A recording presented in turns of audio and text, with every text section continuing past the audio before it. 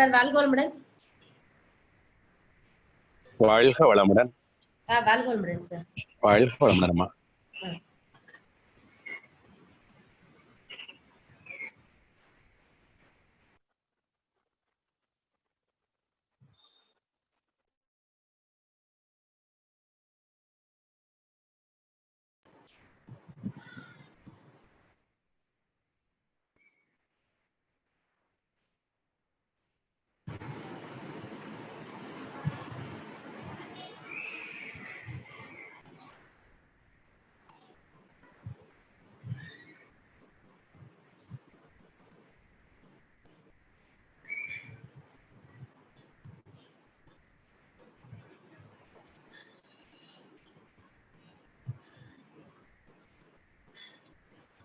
Sir ஆரம்பிச்சுடுங்க.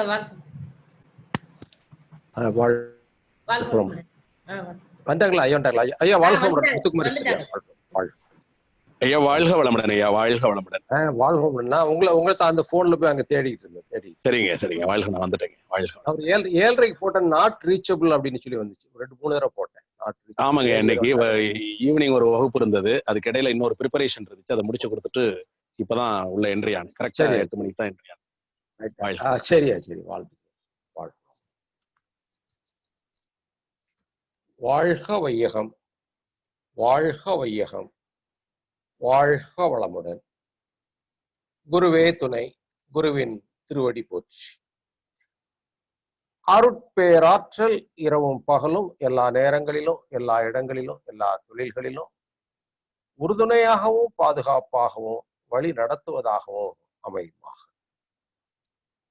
அருட்பேராற்றல் இரவும் பகலும் எல்லா நேரங்களிலும் எல்லா இடங்களிலும் எல்லா தொழில்களிலும் உறுதுணையாகவும் பாதுகாப்பாகவும் வழி நடத்துவதாகவும் அமையும். அருட்பேராற்றல் இரவும் பகலும் எல்லா நேரங்களிலும் எல்லா இடங்களிலும் எல்லா தொழில்களிலும் உறுதுணையாகவும் பாதுகாப்பாகவும் வழி நடத்துவதாகவும் அமையுமாக. ஆசான் அருட்தந்தை குருபிரான் வேதாத்ரி மகரிஷி அவர்கள் சூக்கமமாக நம்மோடு நம்முடைய அமர்வில் கலந்து அவரே இந்த நிகழ்வை, அமர்வை, சிந்தனையை வழங்குவாராக. வாழ்த்துக்கள். வாழ்க வளமுடன். வாழ்க வளம். வாழ்க. குருவே துணை, குருவின் திருவடி போற்றி. குருவின் பொற்கமல பாதங்களை தொட்டு வணங்கிக் கொள்கிறேன். வாழ்த்துக்கள். வாழ்க. அன்பார்ந்த மெய்யுணர்வாளர்களே, மனவள கலைஞர்களே, சான்றோர் பெருமக்களே, இன்றைய தினம் நம்முடைய இந்த இரவின் சிந்தனை அமர்வு இரவின் மடியில்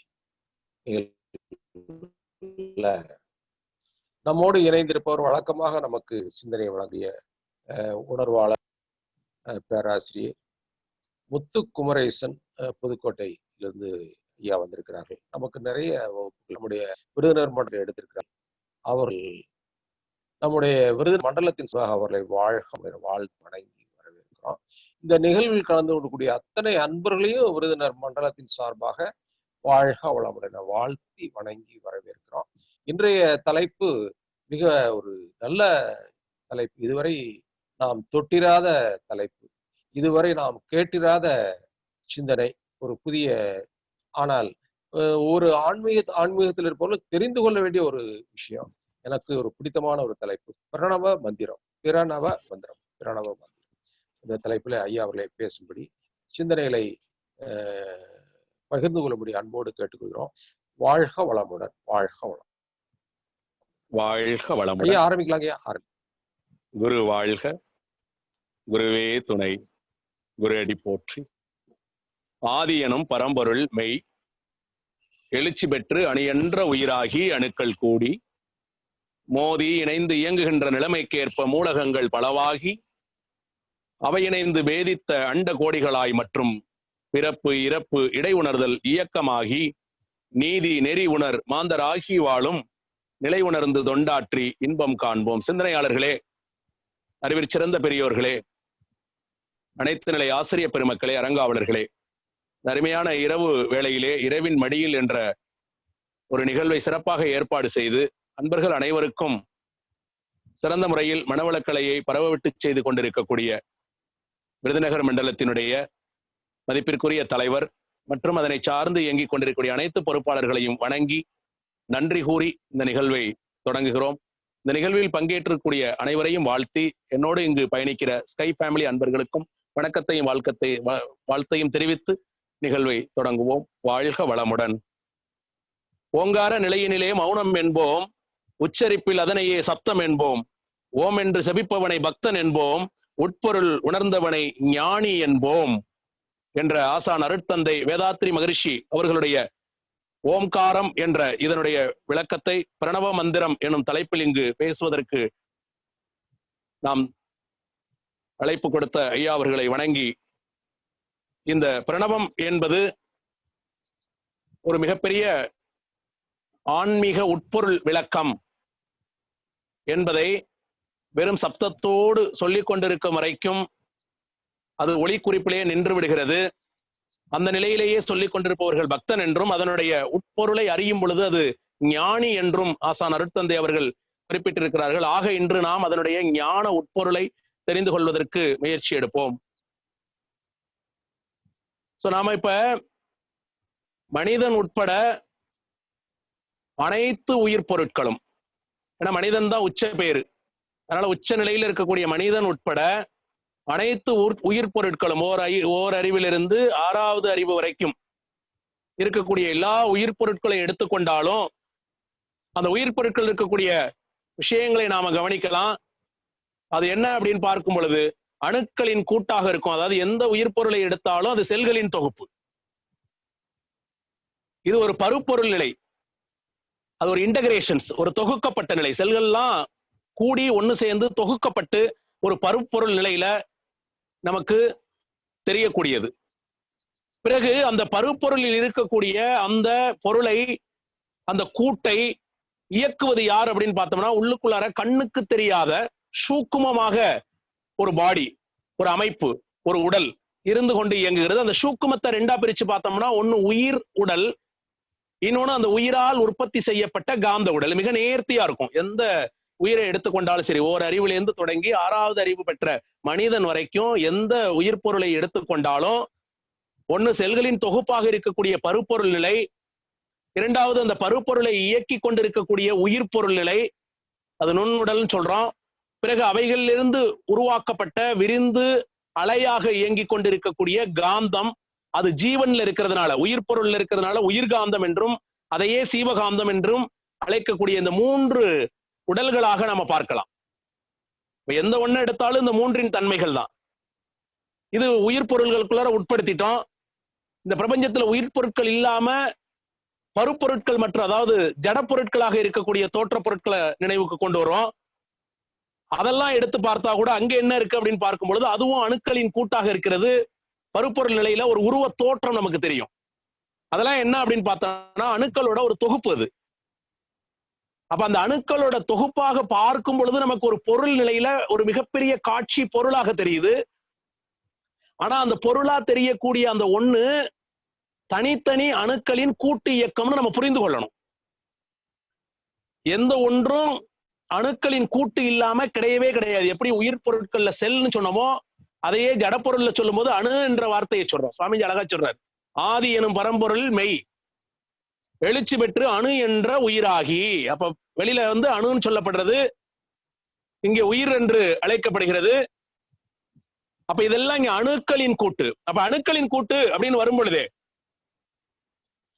அப்ப கூட்டா நான் பார்க்கும்போது பருப்பொருள் அது கூட்டாக கூடி இயங்கும். அது மட்டும் இல்லாம அந்த கூட்டுல இருக்கக்கூடிய கோடான கோடி எண்ணற்ற அணுக்கள் அனைத்தும் தனித்தும் இயங்கும்.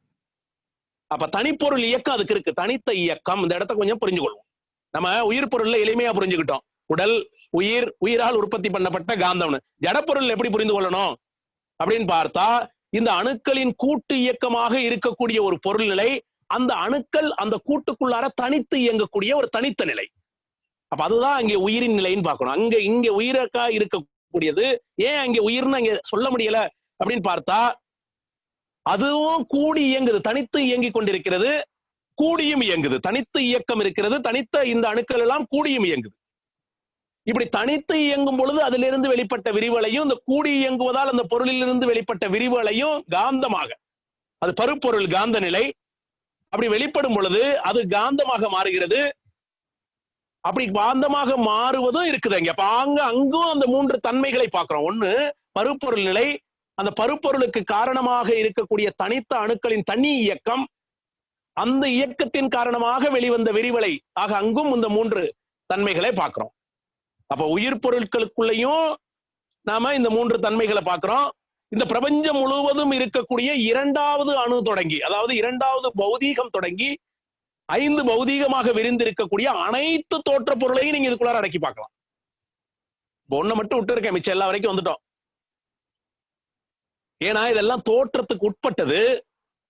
அதனால தோற்ற பொருள் வரும் பொழுது நான் முதல் பௌதீகத்தை விட வேண்டி இருக்கும். அதுவும் தோற்றம் தான், ஆனா அது கண்ணுக்கும் எட்டாம கருத்துக்கும், அதாவது கருவிக்கு உட்படாம இருக்கக்கூடியது. ஆனா 2வது பௌதீகத்திலிருந்து நம்ம கருவிக்கு உட்படுத்திடுவோம். இன்னொன்னு அது அணுக்களின் கூட்டுங்கிற ஒரு எல்லைக்குள்ளார அதை கொண்டு வருவான். முதல் பௌதீகத்தை நான் கூட்டாக சொல்ல முடியல, அது அணுக்களின் கூட்டல்ல. அதை இன்னும் கொஞ்சம் பிரித்து விளங்கி கொள்ள வேண்டியிருக்கு. அப்ப இந்த பிரபஞ்சத்தை நம்ம ரொம்ப எளிமையாக்கிட்டோம். உயிரின பொருட்கள் அத்தனையும் பார்த்தோம். 2வது பஞ்ச பௌதீகத்துல 2வது பௌதீகமாக தோன்றிய அந்த பௌதீகத்திலிருந்து 5 பௌதீகம் வரைக்கும் விரிந்திருக்கக்கூடிய அனைத்து பௌதீக பொருட்களும், அதாவது அனைத்து பூதங்களும், அல்லது நீங்க இந்த பிரபஞ்சத்துல பூமியில இருக்கக்கூடிய அனைத்து பொருட்கள், இந்த பூமிக்கு அப்பால நீங்க விரிந்து பார்க்கக்கூடிய பிரபஞ்சத்தில் இருக்கக்கூடிய எல்லா விதமான தோற்ற பொருட்களையும் 3 தன்மைகள் அடக்கலாம் நீங்க. அதுல ஒண்ணு பருப்பொருள் நிலை, இன்னொன்னு அதுக்குள்ளேயே இருக்கக்கூடிய நுண்பொருள் நிலை, நுண்ணிய இயக்க நிலை, அதிலிருந்து விரிந்த காந்த நிலை ஆக இந்த 3 தன்மைகளோடு அது இருக்கிறத பார்க்கிறோம். அப்ப மிச்சம் அந்த பிரபஞ்சத்துல நம்ம பார்க்க வேண்டியது என்ன? உயிர் கூட்டத்தை பார்த்துட்டோம், தோற்றத்தை கூட்டத்தை பார்த்துட்டோம். இந்த தோற்றத்துக்கெல்லாம் மூலமா இருக்கக்கூடிய விண் எப்படி இருக்குன்னு பார்க்கிறோம். இந்த விண் என்பது அதுவும் இதே போல கூடி இயங்குது. ஆனால் அங்க எது கூடுதுன்னு பார்க்க வேண்டியிருக்கு. இங்கெல்லாம் விண் கூடியது, அங்கே எது கூடுதுன்னு பார்க்கிறப்ப இந்த விண்ணுக்கு ஒரு நுண்பொருள் ஒண்ணு இருக்கு. இந்த விண் என்ற நிலையை பெறுவதற்கு பல கோடிக்கணக்கான நுண்பொருள், அதுக்கு உண்டான ஒரு நுண்பொருள் கூடி இயங்குது. அந்த நுண்பொருளுக்கு பேரு தான் இறை துகள். அப்ப விண் என்பதும் கூடி இயங்கக்கூடியது. ஆனால் இந்த விண் என்பது தனித்தே இயங்கக்கூடியது. இன்னொரு விண்ண அது இணைக்காது. கோடிக்கணக்கான இறை துகள்களின் தொகுப்பா அது இருக்கே ஒழிய இன்னொரு விண்ணோடு அது சேர்ந்து இயங்குவதில்லை. இன்னொரு விண்ணோடு அது சேர்ந்துட்டு அது 2வது பூதத்துக்கு போயிடும். அது முதல் பூதமா இருக்கணும் அப்படின்னா அது தனிச்சே இயங்கணும். ரொம்ப முக்கியமான கருத்து இது. ஏன்னா இந்த பிரபஞ்சத்துக்குள்ளார தனித்தே இயங்குற தன்மை கொண்டிருக்கக்கூடிய இந்த விண்ணு தான் இந்த உயிரின கூட்டுக்குள்ளார, பஞ்சபௌதீக கூட்டு பொருளுக்குள்ளார உயிர் என்ற சிறப்பு பெயரை அது பெற முடியும். ஏன்னா இந்த உயிர் கூட்டு அப்படின்னு சொன்னாலே, செல்கள்னு சொன்னாலே அது அணுக்களோட தொகுப்பு தானே. பஞ்ச பௌதீகத்தோட கூட்டுன்னு சொன்னா அது அணுக்களோட தொகுப்பு தானே. அதுல எங்க தனித்து இயங்கக்கூடிய உயிர்னு ஒரு தன்மை வருகிறது அப்படிங்கிறத பார்க்க வேண்டும் என்றால் இந்த பிரபஞ்சத்துக்குள்ளார இந்த விண் என்பது தனித்து இயங்குதுங்கிறத புரிந்து கொள்ள வேண்டும். ஏன் அது தனித்து இயங்குது என்றால் கோடிக்கணக்கான கோடி கணக்கான உயிர் துகள்கள்லாம் ஒண்ணு சேர்ந்து ஒரு தொகுப்பு விண்ணாகுது. அது ஒரு விண். அந்த விண்ணு எக்கச்சக்கமான வேகத்துல, கணக்கிட முடியாத வேகத்தில் அது இயங்கிக் கொண்டிருக்கிறதுனால அதுல இருந்து விசிறி அடித்துக் கொண்டு வெளியேறக்கூடிய விரிவு அலை வெகு தூரத்திற்கு அது தன்னுடைய எல்லையை விரிக்கிறது. அந்த எல்லைக்குள்ளார இன்னொரு விண்ண அது நெருங்க விடாமல் தள்ளியே நிப்பாட்டுகிறது. அப்ப அது தனித்தே இயங்கக்கூடிய ஒரு தன்மையை அங்க விண் என்பது பெறுகிறது. அப்ப விண் என்பது இறை துகள்களின் தொகுப்பு. அப்ப இந்த இறை துகள் எங்கிருந்து வருகிறதுன்னு அடுத்த கேள்வி போக வேண்டியிருக்கு. இப்ப இருக்கிறதெல்லாம் பார்த்துட்டோம். இந்த பிரபஞ்சத்துல இருக்கக்கூடிய தோற்றத்தை பார்த்துட்டோம், உயிரின கூட்ட பார்த்துட்டோம். அப்ப இந்த இறை துகள் என்பது எங்கிருந்து வருகிறது அப்படின்னு பாக்குறப்ப அங்கதான் நமக்கு இறை துகள் அப்படிங்கிறது இந்த ஆதி நிலையில இருப்பா இருக்கக்கூடியதிலிருந்தே அது தன்னதிர்வின் காரணமாக வெளியேறுகிறதுங்கிற இறை தத்துவம் அங்கே நாம புரிந்து கொள்ள வேண்டியிருக்கு. இறைவெளி தத்துவத்தை புரிந்து. அப்ப விண் என்பது இறை துகள்களின் கூட்டுப்பொருள் என்றால், விண் என்பது முதல் பௌதீகம் என்றால், முதல் பௌதீகம் நேரடியாக வந்துவிடவில்லை. இந்த முதல் பௌதீகத்துக்கும் ஒரு நுண்ணிய விண் இருக்கு, நுண்விண். அதுக்கு பேரு இறை துகள். அது நேரடியாக சுத்த வெளியிலிருந்தே அது துகள் நிலையை பெறுது. அப்ப இதுவரைக்கும் பார்த்த எல்லாத்தையும் எடுத்துக்குவோம். இப்ப விண்ணையும் எடுத்துக்குவோம். விண் என்பது இறை துகள்களின் தொகுப்பு. அப்ப விண் என்பது இறை துகள் என்ற கூட்டு பொருளோட ஒரு இயக்கம். அப்ப அது ஒரு பருப்பொருள். ஆனா கண்ணுக்கு தெரியல. அது பொருள் நிலையில நம்ம அதை பார்க்க முடியாது, கண்ணுக்கு தெரியாத ஒரு நிலை. அதனால அதுக்கு என்ன பெயர் வைக்கலாம்னு பார்த்தா ஒரு இயக்க நிலை. ஏன் அதை கண்ணால பார்க்க முடியாது, ஒரு பருப்பொருள் தோற்றம் வராததுனால அதை இயக்க நிலைன்னு சொல்றோம். அதுவும் எப்படி இயங்குது? கூடிதான் இயங்குது. அந்த கூட்டுக்குள்ளார ஒரு தனித்த இயக்கம் இருக்குது. அந்த இறை துகள்கள் கோடிக்கணக்கா சேர்ந்து இயங்குற ஒரு இயக்க நிலை. அந்த கோடிக்கணக்கான இறை துகள்களும் தனித்தனியே இயங்கக்கூடிய நிலை. இவைகள்ல இருந்து வெளியேறக்கூடிய விரிவு அலை இருக்கே, அது காந்தம். அப்ப இங்கேயும் என்ன இருக்கு? ஒரு தொகுப்பு இயக்கம், ஒரு தனித்த இயக்கம், பிறகு இந்த விரிவலையா இருக்கக்கூடிய காந்தம் என்று அழைக்கக்கூடிய ஒரு விரிவலை. அப்ப ஒரு சிமெட்ரியை பாக்குறோம் எல்லா இடத்துலயும். எங்க இருந்து? விண்ல தொடங்கி தோற்ற பொருள்ல இருக்கக்கூடிய எல்லா தோற்ற பொருளையும், பிறகு உயிர் பொருளாக இருக்கக்கூடிய ஓரறிவில் இருந்து 6வது அறிவின் உச்சத்தில் இருக்கக்கூடிய மனிதன் வரைக்கும் நீக்கமறை எதை பிரித்து எடுத்து பார்த்தாலும் ஒரு தொகுப்பு இயக்கம், அது பருப்பொருள்னு பார்த்தோம். தனித்த இயக்கம், அதை உயிர் பொருள்னு பார்த்தோம். பிறகு அதுல இருந்து வெளிவந்த விரிவுகளை அதை காந்தம்னு பார்த்தோம். இது எல்லாம் சிமெட்ரி. எங்க இருந்து தொடங்கி இருக்கு? இந்த விண்ல இருந்தே. ஏன் இந்த இடத்தை பிரிச்சு காட்ட வேண்டியிருக்கு அப்படின்னு பாத்தீங்கன்னா, நான் பொருள்னு சொல்றது அது ஒரு மயக்க நிலை, அது உண்மையிலேயே பொருள் அல்ல, அது ஒரு நிகழ்ச்சி. எப்படி விண்ணை இயக்கம்னு சொன்னோமோ, ஏன்னா விண்ணு கண்ணுக்கு தெரியல, கருவிக்கும் எட்டலைங்கிறதுனால நம்ம அது ஒரு இயக்கம் அப்படிங்கிறதோட நிறுத்தி கொள்கிறோம். இவைகள்லாம் நமக்கு ஒரு பொருள் நிலைக்கு வர்றதுனால அதை பொருள் நம்ம குறிப்பிடுறமே ஒழிய அது பொருள் கிடையாது, அதுவும் இயக்கம் தான். ஆனா அந்த இயக்கம் அங்க இருக்கக்கூடிய கூடி இருக்கக்கூடிய அணுக்களின் எண்ணிக்கை, அதனுடைய அழுத்தம், அதனால ஏற்பட்ட நெருக்கம், அந்த நெருக்கத்தால் ஏற்பட்ட ஒரு அழுத்தம் தோற்றமா நமக்கு கண்ணுக்கு புலப்பட தொடங்குகிறதே ஒழிய அதுவும் ஒரு இயக்கம் தான். அப்ப அது இயக்கம்னா நானும் ஒரு இயக்கம் தான். மனிதன் நாம இருக்கிறோம், ஒரு கூட்டு பொருளை, ஒரு உருவத்தை நம்ம பார்க்கிறோம். அந்த உருவத்தை நாம ஒரு உருவம், அது ஒரு தனித்த ஒரு பொருள், அது ஒரு நிலைத்த பொருள் நாம நினைக்கிறோம். ஆனா அது நிலைத்த பொருள் அல்ல, அது இயங்கிக் கொண்டே இருக்கக்கூடிய ஒரு காட்சி. எப்படி விண் ஒரு காட்சியோ அதுபோல இந்த மனிதன் வரைக்கும் இருக்கக்கூடிய அத்தனை பொருட்களும் ஒரு காட்சி தான். ஆனா இந்த இயக்கம் நமக்கு ஏன் தெரியல அப்படின்னு கேட்டா, அது ஒரே ஒரு உதாரணம் மட்டும் கொடுத்துட்டு நம்ம போகலாம். அது என்ன அப்படின்னு பார்த்தோம்னா, ஒரு பஸ்ல ரெண்டு பஸ்ல 2 பேர் டிராவல் பண்றோம். 2 பஸ் சம வேகத்துல ஒரே திசையை நோக்கி பயணிக்குது. அப்படி பயணிக்கும் பொழுது இந்த பஸ்ல இருந்து ஜன்னல் வழியா அதை பார்த்தோம்னா, அங்க இருக்கிறவரை பார்த்தோம்னா 2 பேரும் அங்கனையே உட்கார்ந்து இருக்கிறது போல ஒரு தோற்றம் தெரியும். ஆனா உண்மையிலேயே இயங்கிக்கிட்டு இருக்கோம். ஆனா அந்த இயக்கம் நமக்கு ஏன் பிடிபடல அப்படின்னு பாத்தீங்கன்னா, நாம இந்த பூமி அப்படிங்கிற மிகப்பெரிய இந்த அணுக்களின் கூட்டு தொகுப்பா இருக்கக்கூடிய இந்த கோள்ல இதனுடைய விசை, இதனுடைய எல்லை பாத்தீங்கன்னா ஒரு ரொம்ப தூரத்துக்கு அது விரிஞ்சு கிடக்குது. அதனுடைய அந்த இயக்க களத்துக்குள்ளார ஒரே வேகத்துல, அதாவது நான் பார்க்கக்கூடிய அந்த நபரும் அவருடைய இயக்கமும் நான் பார்த்து கொண்டிருக்கிறவருடைய இயக்கமும் ஒரே மாதிரியா இருக்கிறதுனால அந்த 2 பேருக்கு இருக்கக்கூடிய இயக்க வேறுபாடு எனக்கு தெரியாததுனால அது நிலைத்து தெரிகிறது. ஒருவேளை நான் இந்த பூமியை விட்டு வெளியில போய் இதை பார்த்தனாக்க அது இயங்குறது தெரியும். ஏன் இயக்கம் தெரியல அப்படின்னா, அதோட இயக்கம் வேற, வெளியில போன பிறகு நான் இருக்கக்கூடிய நிலைத்த களம் வேற. அப்ப 2க்குள்ள வேறுபாடுதான் அது நமக்கு தெரியும். அப்ப இங்க ஏன் இந்த டிஃபரன்ஸ் தெரியல அப்படின்னு கேட்டா, நாம ஒரு பெரிய இயக்க களத்துக்குள்ளார அதனுடைய ஈர்ப்புங்கிற விஷயக்குள்ளார இருக்கிறது தான் இதனுடைய காரணமா இருக்குது. அப்ப இங்க என்ன பாக்குறோம் அப்படின்னு பார்த்தோம்னா, ஒரு பருப்பொருள் தோற்றம், அதாவது உருப்பொருள் தோற்றம், அதுக்குள்ளார ஒரு நுண்ணிய இயக்க தோற்றம், அதுல இருந்து விரிந்த காந்த அலை தோற்றம் அப்படிங்கிற இந்த 3 தன்மைகளை நாம இங்க பாக்குறோம். இது எல்லாத்துக்கும் ஆதாரமாக விண் இருக்கிறத பார்த்தோம்னா, அந்த விண்ணுக்கே ஆதாரமாக ஒண்ணு இருக்குது, அதுதான் இறைத்துகள். அப்ப இந்த இறைத்துகள் எங்கிருந்து வந்துருச்சு அப்படிங்கிற ஒரு கேள்வியை நம்ம பார்க்க வேண்டியிருக்கு. இறைத்துகள் அப்படிங்கிற ஒண்ணு எங்க இருந்து வந்துச்சு அப்படின்னு பாக்குறப்ப, அது இந்த துகளுக்கு முன்னதா இதை விட நுண்ணிய துகள் எதையும் பார்க்கல. அப்ப இதுக்கு மேல அது இன்னொரு துகள்ல இருந்து வரல. அப்ப அது நிலைப்பொருள்ல இருந்து அது வந்திருக்கணும். ஏதோ ஒன்று இதுக்கு மூலமாக ஒன்று இருக்கணும், அது நிலைப்பொருளாக இருக்கணும், அந்த நிலைப்பொருள்ல இருந்து தான் வந்திருக்கணும். அப்ப அந்த இறைத்துகள் நிலைப்பொருள்ல இருந்து வந்ததென்றால் இந்த மனிதன் வரைக்கும் அந்த நிலைப்பொருள்ல இருந்தே வந்திருக்கிறான். ஆனா நேரடியா வரல, அப்பப்ப வந்து தொடர் இயக்கத்துல அங்கங்க கூடி இயங்கி அடுத்தடுத்து இந்த பதிவுகள் எல்லாம் பெற்று பரிணாம வளர்ச்சியா வந்துகிட்டே இருக்கு. அப்ப இந்த இறைத்துகள்களுக்கும் மூலம் என்ன அப்படின்னு பாக்குறப்ப அதுதான் நிலைப்பொருள். அப்ப இதை இயக்கம் அப்படின்னு சொன்னா அதை நிலைன்னு சொல்ல வேண்டியிருக்கு. இதை இயக்கம்னு சொல்றோம், அத நிலைன்னு சொல்றோம். அப்ப அந்த நிலை அப்படிங்கிறது என்ன அப்படின்னு போய் பாக்குறப்போ ஒண்ணுமே இல்லாம இருக்கு, ஆனால் அத்தனைக்கும் அதுதான் முழுமையாக இருக்கிறது.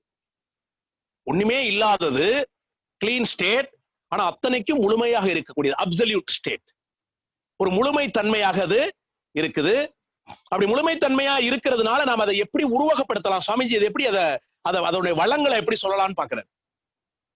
இப்ப இந்த துகள்கள்லாம் கூடிதான் விண்ணாகி, இந்த விண்கள் கூடிதான் இந்த பௌதீகங்களாகி, இந்த பௌதீகங்கள் விரிந்ததுதான் இந்த தோற்றங்களாகி, அண்டங்களாகி, உலகங்களாகி, இந்த பௌதீகங்கள் ஒரு குறிப்பிட்ட விகிதாச்சாரத்துல கூடும் பொழுது இந்த விண் அதுக்குள்ளார கூடி இயங்குறதுனால உருவானது உயிரினங்களாகி, அந்த உயிரினங்களும் விரிந்து 5 வரைக்கும் எண்ணற்ற கோடிக்கணக்கான உயிரின வகைகள் தோன்றி 5வதுக்கு அப்புறம் 6வதாகவும் ஒரு நேர்த்தியா ஒரு மனித கூட்டு உருவாகி அதுக்குள்ளேயும் இயங்கி கொண்டிருக்கக்கூடிய இந்த விரிந்த இயக்கம் அத்தனைக்கும் எது காரணமா இருக்குன்னு கேட்டா அந்த இறைத்துகள் அப்படின்னு சொல்லக்கூடிய இந்த ஆதிங்கிற அந்த நிலைப்பொருள்ல இருந்து வெளிப்பட்டதா இதுதான் ஆதி.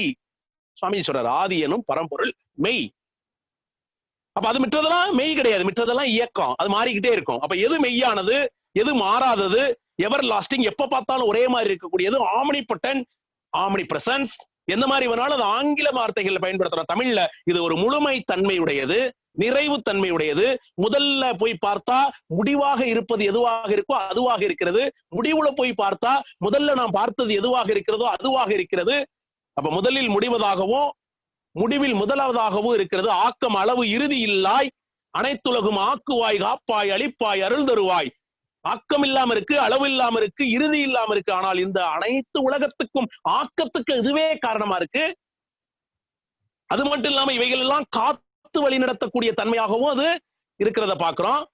அப்ப இந்த அளவுக்கு சிறப்புமிக்க இந்த ஒண்ணு எதுவும் இல்லாதது போல அனைத்தையும் உள்ளடக்கிய ஆற்றல். அப்ப அதுதான் தன்னடக்கம். அப்ப தனக்குள்ளேயே அடக்கியாக இருக்கிறது, தனக்குள்ளேயே அடங்கி இருக்கிறது. அப்ப எவ்வளவு அடங்கி இருக்கு? இந்த இதுவரைக்கும் இன்றைய இப்ப பேசிக்கிட்டு இருக்க இந்த கணப்பொழுது வரைக்கும் தோன்றி இருக்கக்கூடிய அத்தனை உருப்பொருளும் அதுக்குள்ள அடக்கம், அத்தனை உருப்பொருளும் அதுக்குள்ளார அடக்கமா இருக்கு. அப்படி அடக்கமா இருக்கக்கூடிய அந்த வெளி அனைத்தையும் தனக்குள்ளார அடக்கி வைத்திருக்கிறதுனால அது வற்றாத இருப்பாக இருக்கிறது. ஏன்னா அது இந்த பிரபஞ்ச தோன்றிய காலத்திலிருந்து இன்றைய காலம் வரைக்கும் இதுவரைக்கும் எங்க போய் பார்த்தாலும் அதுக்குன்னு ஒரு முடிவுற்ற எல்லையை அது காட்டாததுனால அது வற்றாத இருப்பாக இருக்கிறது.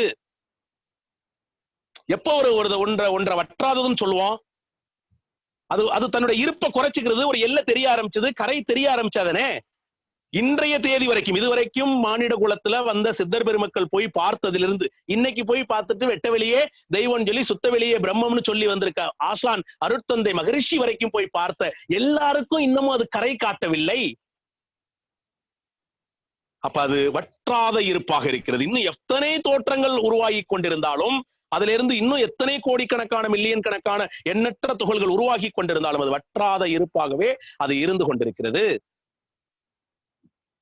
அது மட்டும் இல்ல, இதுவரைக்கும் இருக்கக்கூடிய அத்தனை தோற்றங்களும் அந்த வெளிக்குள்ளேயே இயங்கி கொண்டிருக்கிறது. இப்ப நம்ம இங்க இருந்து பார்க்கிறோம், இந்த பூமியில இருந்து பார்க்கிறோம். அதுல கிழக்கு, மேற்கு, வடக்கு, தெற்கெல்லாம் நம்ம நிர்ணயம் பண்ணிக்கிறோம். நடு கடல்ல இருக்கிறீங்க, இரவு நேரமா இருக்கு, நிலவு இல்ல, மேகமூட்டமா இருக்கு, நட்சத்திரங்களையும் காணும்.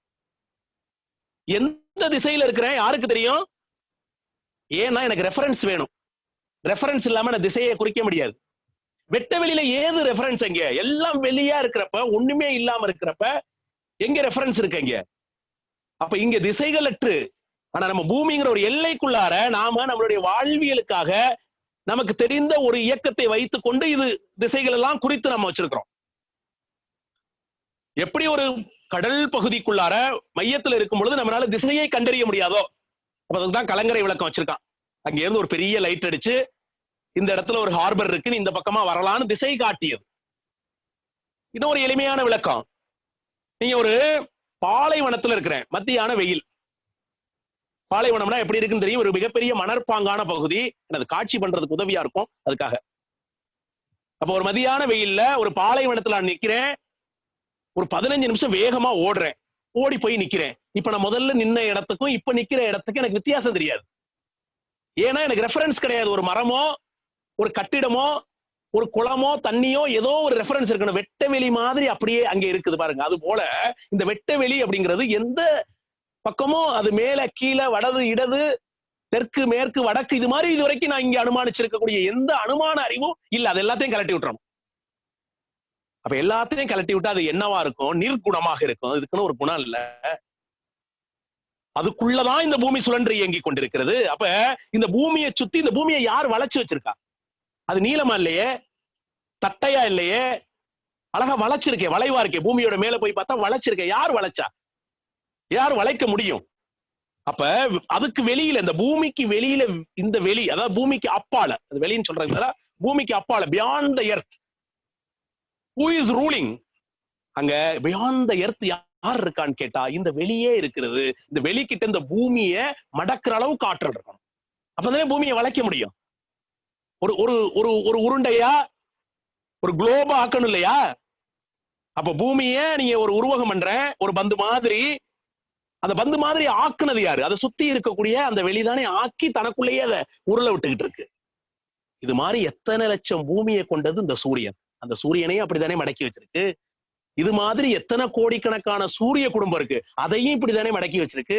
அப்ப இந்த பிரபஞ்சத்துல இருக்கக்கூடிய எல்லா தோற்ற பொருளையும் சூழ்ந்து அழுத்தி கொண்டு காத்து வழி நடத்தி கொண்டு இருக்கக்கூடியது அத்தனை மதிப்பு மிக்க பேராற்றலுடையது. அப்ப வற்றா இருப்பு, பேராற்றல், இந்த ஒரு கோளுக்கும் இன்னொரு கோளுக்கும், ஒரு துகளுக்கும் இன்னொரு துகளுக்கும், இந்த சூரியன் எடுத்துக்கொண்ட அந்த சூரியனுக்கு பல கோள்கள், அந்த கோள்களுக்கு துணை கோள்கள், சிமெட்ரியா எந்த பக்கம் போய் பார்த்தாலும், இந்த பிரபஞ்சத்துக்குள்ள போய் பார்த்தாலும் ஒரு நட்சத்திரம் இருக்கும். நட்சத்திரத்தை தான் இங்க சூரியன் சொல்றோம். அதாவது தானே ஒளிர்ந்தால் அது நட்சத்திரம், அதுல இருந்து ஒளியை வாங்கி கொடுத்தா அதெல்லாம் கோள்கள். இந்த நட்சத்திரத்தை சுத்தி வந்தா கோளு, அந்த கோளை சுத்தி வந்துச்சுன்னா அது துணைக்கோள். அவ்வளவுதான். ரொம்ப எளிமையா புரிந்து கொள்ளலாம். எங்க போய் பார்த்தாலும் இப்படிதான் இருக்கு. இது இல்லாம கொஞ்சம் அனாதையா சுத்திக்கிட்டு இருக்கோம். அதுக்கு ஒன்றும் தனி இது இல்லாம அதெல்லாம் நம்ம வேற பேர்ல எரி நட்சத்திரங்கள், அது இதுன்னு ஒழுங்கற்ற தன்மையில அது இயக்கத்தை முடித்துக் கொண்ட நிலையில் இருக்கு. ஆனா பெரும்பான்மையா இந்த சிமெட்ரிக் உட்பட்டுதான் இந்த இருக்கு. இதை யார் இவ்வளவு துல்லியமா வழிநடத்தி கொண்டிருக்கிறா அப்படின்னு கேட்டா அதுதான் கான்சியஸ் சொல்லக்கூடிய அறிவு. அந்த அறிவு நான் வச்சிருக்கக்கூடிய கிழக்கு மேற்கு திசை அல்ல, நான் கட்டி இருக்கக்கூடிய கடிகாரத்தில் காட்டக்கூடிய நேரம் அல்ல. இந்த அறிவு என்பது பேரறிவு நிலை. அது மிக துல்லியமாக இயக்க ஒழுங்கு அப்படிங்கிற நிலையில் அது இந்த பிரபஞ்சத்தை இயக்கி கொண்டிருக்கிறது. அதுதான் உள்ள அடக்கமாக இந்த சுத்தவெளிக்குள்ளார உள்ள இருக்குது. அந்த சுத்தவெளிக்குள்ளார இருப்பது இந்த பூமிக்கு வெளியிலேயும், இந்த பூமி அப்படின்னா நம்ம தெரிந்ததுனால அந்த கோளை நான் சொல்லிக்கிட்டே இருக்கேன், இந்த பூமிக்கு உள்ளேயும். அப்ப பூமிக்கு வெளியில சுத்தவெளி இருக்கு. அப்ப பூமிக்கு உள்ள, பூமிங்கிறது அணுக்களின் தொகுப்பு. எல்லா அணுக்கள் தானே அங்க, பூதங்களின் தொகுப்பு. அந்த பூதங்கள்லாம் யாரு? அணுக்களின் தொகுப்பு. அப்ப அணுக்கள் யாரு? அது இறைத்துகள்களின் தொகுப்பு. அப்ப இறைத்துகள் எங்கே இயங்குனுச்சு? இறைத்துகள் யாரு? இறைத்துகளே வெளி. அது இயக்கத்துக்கு வந்தது. அது எங்கே இயங்குனது? வெளியிலேயே இயங்குறது. அப்ப இறைத்துகளை யாரு இயக்கியது அப்படின்னு கேட்டா அங்கேயும் அது ஒரு வெளி. எப்படி இந்த பூமிக்குள்ள இருக்குங்கிறத தெரிஞ்சுக்கணும். பூமிக்கு வெளியில இருக்கிறத தெரிந்து கொண்டோம். பூமிக்கு உள்ளேயும் எப்படி வெளி இருக்கு, அல்லது எனக்குள்ளேயும் எப்படி வெளி இருக்கு, ஒரு செல்லுக்குள்ளேயும் எப்படி வெளி இருக்கு, ஒரு அணுக்குள்ளேயும் எப்படி வெளி இருக்குன்னு கேட்டா இங்க ஒரு விஞ்ஞான தத்துவத்தை எளிமையா எடுத்துக்குவோம் புரிந்து கொள்வதற்காக. எந்த ஒரு பொருள் இயங்கினாலும் அந்த இயக்கத்துக்கு மத்தியிலே இயங்கா நிலை ஒன்று உண்டு. இந்த இயங்கா நிலை அப்படிங்கிறது ஆங்கிலத்துல ஸ்பேஸ் சொல்லிட்டு, எம்டி ஸ்பேஸ் சொல்லிட்டு, அதை தமிழ்ல வெளின்னு சொல்லிட்டு, இந்த வெளி என்பது இந்த பருப்பொருளின் வேகம், பருமன் இவைகளை பொறுத்து மாறுபடும். இது பிசிக்ஸோட விதி. அதனால அப்படியே சொல்றேன் டெஃபினேஷனா. இது அழகா ஔவையார் சொல்லியிருக்காங்க. அணுவுக்கு அணுவாய், அப்பாளுக்கு அப்பாளுமாய், சத்தத்தின் உள்ளே சதாசிவமாய், சித்தத்தின் உள்ளே சிவலிங்கமாய். அப்ப அந்த சத்தம் என்ற அந்த இயக்கத்துக்குள்ளார சதாசிவம் எப்போதுமே இயங்கி கொண்டிருக்கிற சிவம். ஏன்னா சத்தம் என்பது இயக்கம், இயக்கம் என்பது சிவமே இயங்கியது. இங்க சிவம் என்பது இந்த சுத்தவெளி. அப்ப இங்கு வெளி என்று சொல்லப்பட்டது இயக்கத்துக்கு வந்து விட்டது.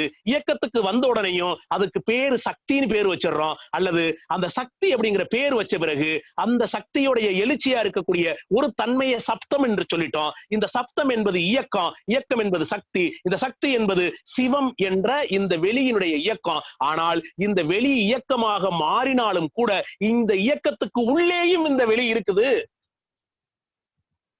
இது மெஞ்ஞான பார்வை. ஆனா என்ன ஒன்னே ஒண்ணுன்னா, அவன் இன்றி ஓர் அணுவும் அசைவதில்லை. இது மெஞ்ஞானம். அவன் அப்படிங்கிற, ஏன்னா நமக்கு இத சொன்ன காலகட்டத்துல ஆண் ஆதிக்கம் செலுத்திய ஒரு காலம். அதனால முதன்மை பொருளா இருக்கிறதுக்கு ஆணை வச்சுக்கிட்டான், ரெண்டாவதா இருக்கக்கூடிய விகுதி பெற்றதுக்கு பெண்ணை வச்சுக்கிட்டான். அதனால அந்த சக்தி என்கிறத பெண்ணுக்காகவும், இந்த முதல்ல சொன்ன சிவம் என்பதை சிவன் அப்படின்னு சொல்லி ஆணாகவும் அதை விகுதிப்படுத்தி வைத்துக் கொண்டோம். அப்ப இங்க வெளி என்பதைத்தான் இங்க சிவம். ஏன் சிவம்னு சொல்றோம்? சிவம் என்கிற ஒரு வார்த்தைக்கு இன்னொரு பொருள் இருக்கிறது. அது என்ன அப்படின்னு பாத்தீங்கன்னாக்க, அதுதான் இயங்காம சும்மா இருக்கிறதுன்னு சொல்லி. அது சும்மா தானே இருக்குது, அது சிவனேன்னு இருக்கிறதுன்னு சொல்லி. அப்ப சிவனேன்னு சும்மா இருந்த ஒன்று அசைந்ததால் அது அணுவாகியது. ஆனா அது அணுவானதுனால அது இயக்கம் பெற்றது. ஏன் இயங்குனதுங்கிறத பார்ப்போம். அப்படி இயங்கிக் கொண்டிருக்கிறதுனால அந்த இயக்கத்துக்கு உள்ளேயும் இயங்கா நிலை இருக்குன்னு அறிவியலும் சொல்லுது. அந்த அறிவியல் என்ன சொல்லுதுன்னா, இந்த ஸ்பேஸ் எப்படி உருவாகுதுன்னா, அதுல இருக்கக்கூடிய அந்த அணுக்களின் எண்ணிக்கைக்கு தகுந்தாற் போல வால்யூம், அது எவ்வளவு பருமன்ல இருக்கு, என்ன வேகத்துல இயங்குதுங்கிறதை பொறுத்து அதனுடைய மையம் கொள்ளும் அப்படின்னு சொல்லுது. ஆனால் விஞ்ஞானம் என்ன சொல்லுதுன்னா, அந்த மையம் தாயா இதனுடைய வேகத்தையும் இதனுடைய பருத்தன்மையையும், அதாவது வால்யூமையும் நிர்ணயம் பண்ணதுன்னு சொல்லுது. அதுதான் சத்தத்தின் உள்ளே சதா சிவம் கண்டேன், சித்தம் என்ற அந்த உயிர் என்ற நுண்ணிய இயக்கத்துக்குள்ளேயும் நான் அந்த சிவலிங்கத்தை கண்டேன். சிவம் என்பது அந்த இருப்பு. அப்ப இங்க என்ன புரிந்து கொள்கிறோம்னா, முதல்ல ஒரு பூமி என்ற ஒன்றை சொல்லி அதை யார் வளைத்ததுன்னு பாக்குறப்ப சுத்த வெளிதான், அதை சுத்தி வெளியில இருக்கக்கூடியதுதான் வளைத்தது, அதுதான் தாங்கி இருக்குதுன்னு சொன்னேன். ஆனால் அதே சுத்த வெளி இப்ப பேசிக்கிட்டு இருக்கக்கூடிய மூல நிலை அது எப்படி இருக்குன்னு பார்த்தோம்னா, அந்த பூமி என்ற அந்த பஞ்சபௌதீகத்துக்குள்ளாரையும் அது உள்ள இருக்கக்கூடிய ஒவ்வொரு அணுக்களுக்கு மத்தியிலே இருக்கு. ஆக சுத்த வெளி என்பது ஒவ்வொரு அணுவுக்கு வெளியேயும், ரெண்டு அணுக்களுக்கு இடையேயும், ஒவ்வொரு அணுவுக்கு மத்தியிலையும் எங்கும் நீக்கமறது நிரம்பி கிடக்குது. அப்படி நிரம்பி இருக்கிறதுனாலதான் அது ஒரு அணுவுக்கும் இன்னொரு அணுவுக்கும் இடையில இருக்கக்கூடிய அந்த வேகத்தை, அந்த தூரத்தை நிர்ணயம் பண்ணுகிறது. ஒன்றோடொன்று மோதி ஒட்டி உரசி கொள்ளாமல் ஒண்ணுக்கு ஒண்ணுக்கு இடையில தனித்து இயங்குற தன்மையை கொடுக்குது. அதே சமயத்துல இந்த சுத்தவெளியில் இருக்கக்கூடிய ஆற்றல் தான் இந்த அணுக்கள் எல்லாம் சூழ்ந்து அழுத்தி நெருங்கி இயக்குறதுக்கும் அது உதவியாக இருக்கிறது. இந்த மாதிரி நெருங்கி இயங்குவதற்கும் விட்டு விலகி போயிடாமலும் ஒரு குறிப்பிட்ட தூரத்துக்கு அல்லது ஒரு குறிப்பிட்ட இயக்க கால நீளம் இருக்கு இல்லையா, நீட்டிப்பு, ஒரு குறிப்பிட்ட நீட்டிப்புக்கு நடத்துவது யார் அப்படின்னு பார்த்தா இந்த சுத்தவெளி தான். அந்த சுத்தவெளியில இருக்கக்கூடிய இந்த பேரறிவு அப்படிங்கிற இந்த தன்மை தான் இதை நடத்துகிறது. எத்தனை தூரத்துக்கு அது நீட்டிக்குது அப்படிங்கிறது தான் அதுல இருக்கக்கூடிய காலம் என்ற ஒரு அழகாகவும் அது மாறி இருக்கிறது. அப்ப இத்தனையும் யார் அப்படின்னு கேட்டா அந்த சுத்தவெளி தான். அப்ப சுத்தவெளிதான் எப்படி இருக்கு அப்படின்னு கேட்டா வற்றா இருப்பாக இருக்கிறது, பேராற்றலாக இருக்கிறது, பேரறிவாக இருந்ததை இயக்க ஒழுங்காக இயக்கி கொண்டிருக்கிறது. அதுவே இந்த காலத்தையும் நிர்ணயம் பண்ணி எத்தனை காலத்துக்கு இது இயங்க வேண்டும் என்ற நிர்ணயத்தையும் அந்த அறிவே இயங்குகிறது. அப்ப இங்க என்ன பார்க்கிறோம் என்றால், இந்த சுத்தவெளி என்பது வற்றா இருப்பு, பேராற்றல், பேரறிவு, காலம் என்ற 4 தன்மைகளுடைய வளங்களை கொண்டிருந்த போதிலும் கூட அதில் இருக்கக்கூடிய இந்த பேரறிவு, சுத்தவெளியில் இருக்கக்கூடிய பேரறிவு என்ற இந்த தன்மைதான் இந்த ஆற்றலை ஒழுங்குபடுத்துகிறது, இந்த காலத்தை நிர்ணயம் செய்கிறது. இந்த தோற்றத்துக்கும் அது ஒரு மூல காரணமாக அது இருப்பதை நாம பார்க்கிறோம். அப்ப அதனால இங்க அறிவை விகுதிப்படுத்தி அங்க சொல்றோம். சரி, இந்த தன்மைகளோட இருந்ததெல்லாம் சரி, எப்படி துகளானுச்சு? அப்ப இந்த ஆற்றல் என்ன பண்ணுச்சு அப்படின்னு கேட்டீங்கன்னா, பொதுவா அழுத்தம் அப்படின்னு வந்தா 2 பொருள் இருக்கணும். ஒரு பொருள் இன்னொரு பொருளும் மோதும் போதுதான் அது அழுத்தம்னு பொதுவா விஞ்ஞான தத்துவம் சொல்லும். ஆனா மெய்ப்பொருள்னு சொல்லக்கூடிய சுத்தவெளி ஒண்ணுதான், அதுக்கு மேல ஒண்ணுமே இல்லைன்னு சொல்லிட்டோம். இதுக்கு மேல போறதற்கு ஒண்ணு இல்லைங்கிறப்ப 2 சுத்தவெளி மோத முடியாது. அப்புறம் எப்படி அங்க அழுத்தம் இருக்கும்? அப்ப அப்படி கேட்கிறப்பதான் சுவாமிஜி யோசிக்கிறாரு, ஒண்ணுமே இல்ல, வேற என்ன பண்றது, அது தன்னை தானே இருக்கிக்கிறது. அதனால ஒரு வேர்டு பயன்படுத்துறாரு. இதை யாரும் மறுக்க முடியாது இல்லையா? வேற ஒண்ணுதான் இருக்கு, இன்னொன்னு இல்லைன்னு சொல்லிட்டேன், அப்புறம் இன்னொன்னோட அது மோத முடியாது. அப்ப வேற என்ன பதம் இங்க பயன்படுத்த முடியும்? செல்ஃப் சர்க்கம்ஸ்டன்ஸ் ஃபோர்ஸ் அப்படிங்கிற ஒரு ஆங்கில வார்த்தையும் தமிழ்ல அழகா சொல்றாரு. இறைவெளியே தன்னிருக்க சூழ்ந்தழுத்தும் ஆற்றல், தன்னைத்தானே இறுக்கி கொண்டு சூழ்ந்து அழுத்தி கொண்டிருக்கிறது அந்த ஆற்றல். இதை கொஞ்சம் பாவனை பண்ணணும். தனக்கு தானே இறுக்கி கொள்ளுதுன்னா என்ன? ஒரு கையை எடுக்கிறோம், இந்த கையில உள்ள விரல்கள்லாம் அப்படி படிச்சு இருக்குங்க, அதான் அவ்வளவுதான். அது யாராவது வெளியில போய் மோதுனுச்சா? அங்க ஒரு அழுத்தம் உருவானது தானே.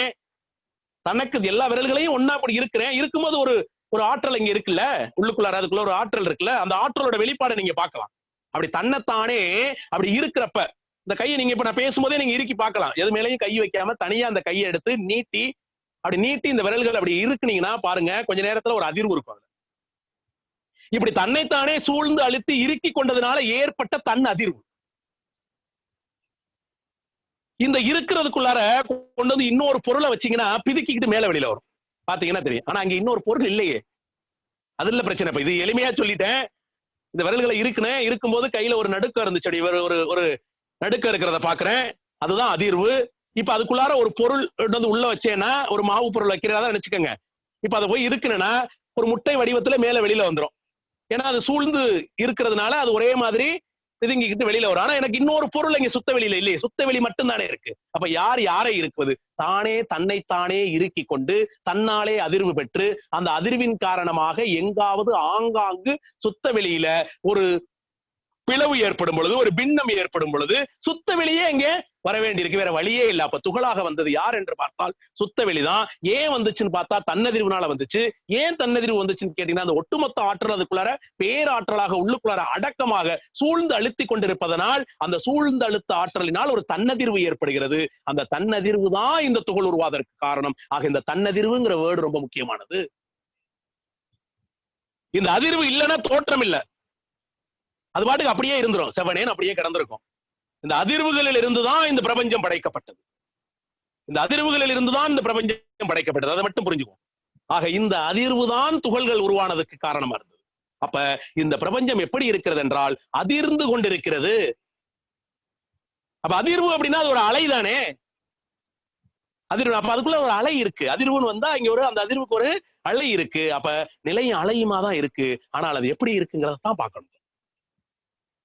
இந்த மாதிரி வெளிப்பட்ட இந்த துகள்கள் சுத்தவெளியே துகளாகி அந்த சுத்தவெளிக்குள்ளேயே அது வரும் பொழுது சுத்தவெளியே சூழ்ந்து அழுத்தும் பொழுது மீண்டும் அதுல சூழ்ந்து அழுத்துறது இயல்பாக இருக்கிறது. அதோ மீண்டும் எங்க இருந்தா வந்தாலும் அழுத்தல, சூழ்ந்து அழுத்திக்கிட்டே இருக்கு. அதுல இந்த துகள் வெளியேறுது. வெளியேறின உடனே வெளியேற நேரமும் சூழ்ந்து அழுத்துற நேரத்துக்கு இடையில there is no time delay. எந்த விதமான நேர வேறுபாடும் கிடையாது, ஒரே சந்தர்ப்பம் அது. அப்ப எழுந்து வேலை வரும்போதே சுத்திக்கிட்டே தான் வந்தாகணும், வேற வழியே இல்லை. அதாவது எளியில வந்துருச்சு, வந்தோடனே யாராவது வந்து சூழ்ந்து அழுத்தினாங்க அப்படிங்கிறதுக்கெல்லாம் வேலை இல்லை.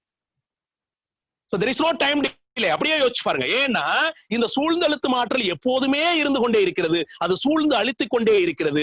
அந்த சுத்தவெளி உள்ளே இருந்து அது திணிவு, அது அந்த அதிர்வுனால் அது வெளிப்பட்டு அது துகள் அப்படிங்கிற நிலையில் அது வெளிப்பட தொடங்குது. அப்படி வெளிப்பட தொடங்கும் பொழுதே சுத்திக்கிட்டே போடுது. அப்ப தொடக்கமே இயக்கமே எப்படி இருக்குன்னா சுழன்ற தன்மையோட தான் இருக்குது. ஆக நிலையாக இருந்த ஒன்று சுழன்று இயங்க தொடங்கியது. அப்ப சுழல் இயக்கம் என்ற ஒன்று வந்தது. அது சுழன்றால் இப்ப இருக்கக்கூடிய அறிவியல பார்ப்போம். ஒரு ஃபேன் சுழன்றா என்ன பண்ணுது? அந்த ஃபேன்ல இருந்து ஒரு விரிவு அலை வெளியேறுது. அந்த ஃபேனுக்கெல்லாம் காத்தெல்லாம் உருவாக்க தெரியாது. அதுக்கு ஒரு மெக்கானிசம் இருக்கு. கரண்ட் கொடுத்தீங்கன்னா அந்த மெக்கானிசம் அது சுழல தொடங்கும். அது இந்த ஸ்பேஸ்ல காற்றுக்குள்ள சுழலும் பொழுது அந்த சுழற்சியின் காரணமாக அதுல இருந்து ஒரு விரிவு அலை வெளிப்படும். அந்த விரிவு அலை அது எங்க சுழலுகிறதோ அங்க இருக்கக்கூடிய ஸ்பேஸ்ல போய் மோதும். அங்க இருக்கக்கூடிய ஸ்பேஸ்ல காற்று நிரம்பி இருக்கிறதுனால அந்த காற்றோட மோதி அந்த காற்றை இது எவ்வளவு தூரத்துக்கு மோதுனுச்சோ அதுக்குள்ளார திணிவு பெற வைக்கும், அழுத்த காற்றாக மாத்துது. அதனாலதான் நமக்கு அந்த ஃபேன்ங்கிற சுவிட்சை போட்டோடையும் நமக்கு மேல காத்து வந்து படுது. இதுக்கு முன்னாடி காத்து இல்லையா? காத்து இருந்துகிட்டே தானே இருக்கு. காத்தை இது உருவாக்கல. அப்ப அங்க இருக்கக்கூடிய காற்றை திணிவு பண்ண வைக்கிறது. திணிவு பண்ண வச்சு அங்க வந்து அந்த கொடுக்குது. ஏன்னா இங்க காற்று நிரம்பி இருக்குது நம்ம இருக்கிற இடம். ஆனா இப்ப நாம பாத்துக்கிட்டு இருக்க இடம் ரெண்டையும் மாத்தி மாத்தி பாவனை பண்ணுங்க, அகக்காட்சியா ஓட்டுங்க. இப்ப நான் பேசின இடம் இந்த பஞ்சபூதத்துல காற்று நிரம்பி இருக்க இடத்துல பேசுறேன். அங்க ஒண்ணுமே இல்லையே, எல்லாமே அடக்கமா இல்ல கிடக்கு. அப்ப யார் இருக்கா? இங்க சுத்த வெளியே தானே இருக்கு. அப்ப இந்த விரிவலை போய் எது கூட மோத முடியும்? இங்க விரிவலை, இந்த ஃபேன்ல இருந்து வெளிப்பட்ட விரிவலை இந்த ஸ்பேஸ்ல இருக்கக்கூடிய காற்றோட மோதனுச்சு. அதனால அங்க இருந்து ஒரு தன்மை மாற்றம் ஏற்பட்டது. இப்ப இந்த துகள்ல இருந்து வெளிப்பட்ட விரிவலை அங்க ஒண்ணுமே இல்லையே, யாரு கூட போய் மோத முடியும்? அங்க இருக்கிறது இது சுத்த வெளியே துகளானுச்சு. சுத்தி இருக்கிறதும் சுத்தவெளி. அந்த சுத்தி இருக்கிற சுத்தவெளியோட தான் போய் அது மோத முடியும். அப்படி மோதும் பொழுது அந்த சுத்தவெளி ஏற்கனவே சூழ்ந்தழுத்தி கொண்டிருக்கிறதுனால இதையும் அது சூழ்ந்தழுத்த செய்யுது.